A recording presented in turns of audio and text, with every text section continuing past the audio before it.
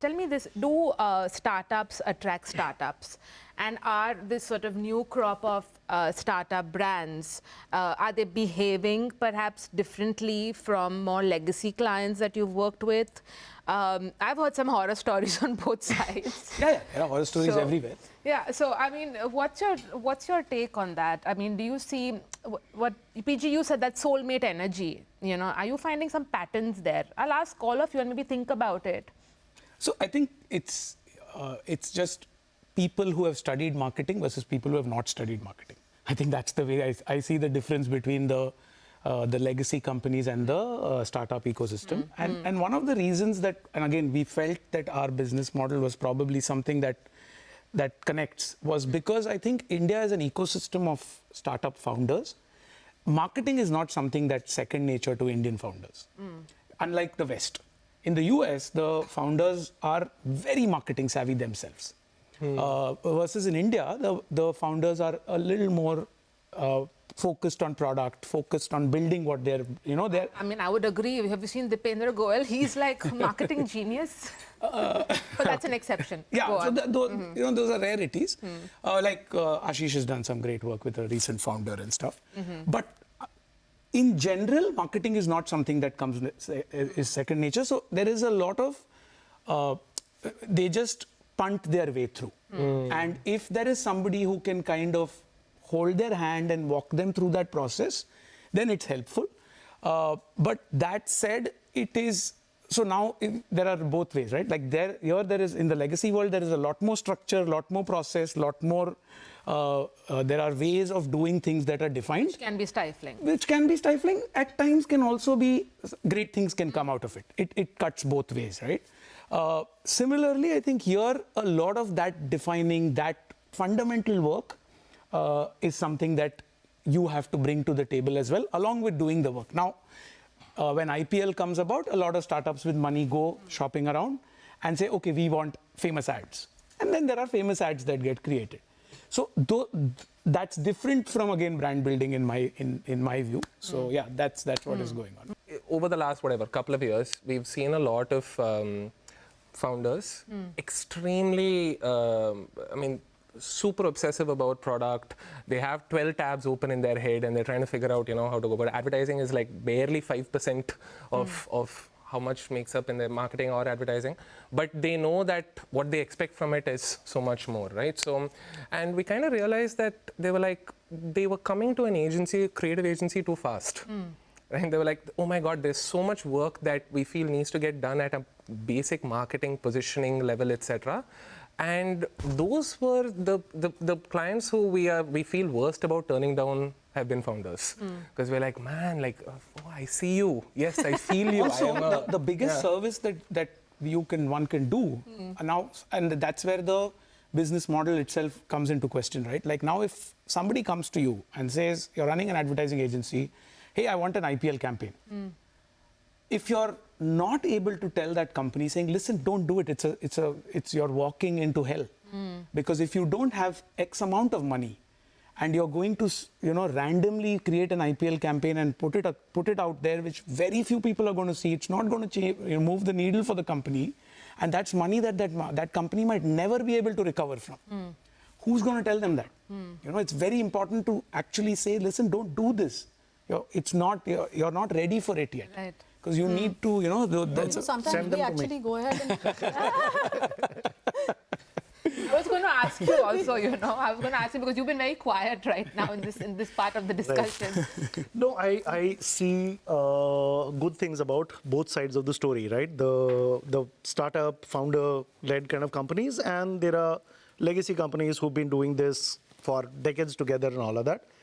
The great thing about, the legacy brands, the legacy companies and all of that is that there is a lot of rigor that goes into it, and there is a hell of a lot of brand building that you're doing together with them, with all the things which are almost textbook definition of how anybody would learn marketing, how anybody would excel at all of this would get done, which is a great growing experience for all the people who are working on it from both sides of the table.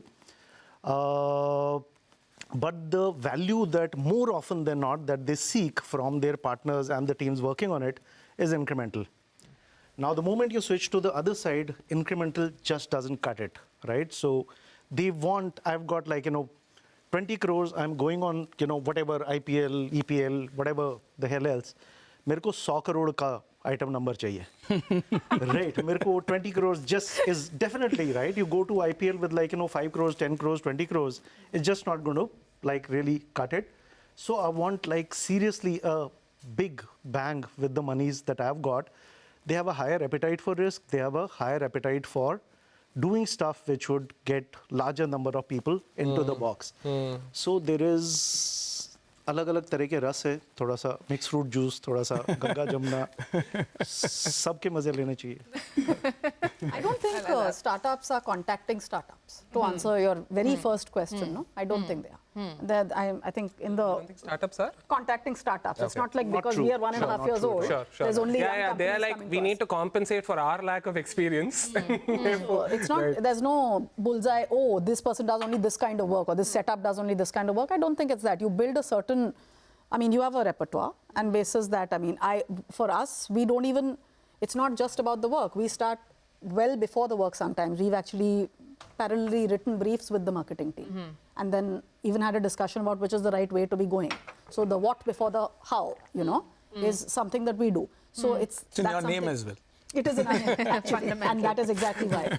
So, like I said, you need to know what you're coming into the, Maidan with. I think And that is, I think, so people can come at, I mean, even legacy clients can sometimes come at you saying, okay, we have all of this history geography, but this time round, we're not sure.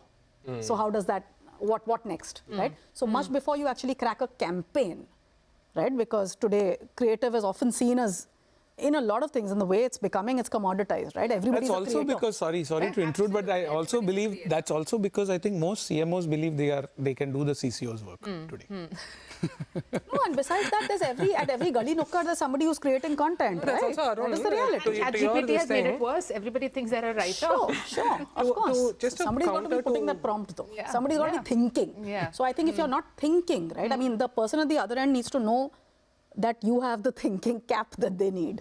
That is essentially it. At the end of the day, if push comes to shove, everybody can write a script, right? And the people are today. Yeah. To Arun's point, the CMOs thinking of themselves as CCOs sometimes. I think that's the CCOs are also a little bit to blame because I don't think a lot of us have just spent too much time in meetings and selling the work and whatever, and so many corollary parts of the JD rather than the actual creation. I love this quote. It says, "Art critics talk about cubism, impressionism, existentialism, and so on. Artists talk about where to get cheap turpentine." Right, so I think the more the CCO puts themselves into the actual creation job and can say that, yes, I am actually working on this and not just, I'll come into a shoot, The higher power. like use my clout and say that lamp color is not good and, get applause for it. I think, that there's a little perversion of our own role that's kind of happened. That's also to other thing. But to your earlier point, just about the how we've tried to solve for this this thing to like work with founders more is we kind of realized that if that becomes a discipline internally for us, we're only going to dilute it. So in fact, just a few months ago, we've launched a fractional CMO service. Okay. Just exactly for this problem. They're called early partners. They're pretty much designed to work with startups from their 1 to 10 or 1 to 100 journey. Everything that needs to ideally come before advertising. And that, for instance, needs you to genuinely spend hours and hours with the founder, get into their head, everything that Arun is talking about. It's not a PowerPoint presentation, it's a conversation. And it's a conversation that will probably, happen at 9 o'clock in the morning before everything starts because the founder got this idea while she was on a walk somewhere or whatever. These are proper obsessed people building their product and they deserve to be admired and they deserve to have a particular kind of service within the industry that caters to their exact issues, which is kind of what we're attempting.